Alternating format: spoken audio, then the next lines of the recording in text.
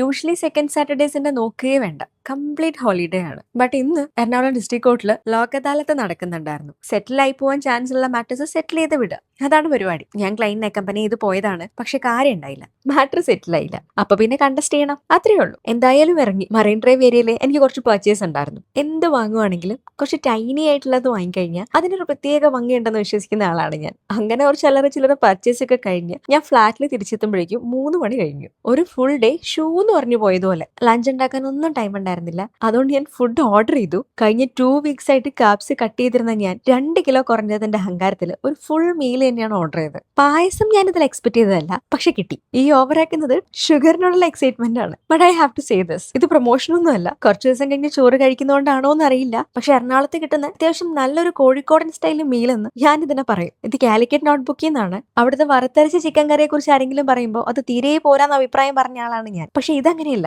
ഇത് ശരിക്കും തകർത്തു. ആ മീൻകറിയൊക്കെ ഒന്ന് കാണണം, നല്ല അടിപൊളിയായിട്ടുണ്ട്. അത്രയും ഒതന്റിക് ആണെന്നൊക്കെ പറഞ്ഞ് മൃണാള് പറ്റിക്കുന്നൊക്കെ ആലോചിക്കുമ്പോൾ ഇതൊക്കെ സ്വർഗ്ഗമാണ്. എറണാകുളത്ത് വന്നിട്ട് നാട്ടിലെ ഫുഡ് കഴിക്കണം തോന്നിയാൽ ഇത് നല്ലൊരു ഓപ്ഷൻ ആയിരിക്കും. കഴിച്ചു കഴിഞ്ഞപ്പോൾ ഞാൻ ചെറുതായിട്ട് ഡയറ്റ് ഒക്കെ ഒന്ന് ഓർത്തു, പക്ഷെ റിഗ്രറ്റ് ഒന്നുമില്ല. വീക്കെൻഡ് ആണല്ലോ, പാത്രമൊക്കെ കഴുകി ക്ലീൻ ആക്കി വെള്ളമൊക്കെ എടുത്ത് ഞാൻ all set to start my weekend. ഏകദേശം 4 മണി കഴിഞ്ഞിട്ടുണ്ടായിരുന്നു. അത്യാവശ്യം നന്നായി ഒന്ന് ഉറങ്ങണം, അതാണ് പ്ലാൻ. എഴുന്നേറ്റിട്ട് പയ്യെ ഒന്ന് ജിമ്മിലോട്ട് ഇറങ്ങിയാൽ വേണം. അതുകൊണ്ട് എല്ലാം സെറ്റ് ചെയ്ത് ഞാനൊരു സുഖനിദ്രയ്ക്ക് അങ്ങ് പ്രിപ്പയർ ചെയ്തു. അപ്പൊ എല്ലാവർക്കും ഹാപ്പി വീക്കെൻഡ്.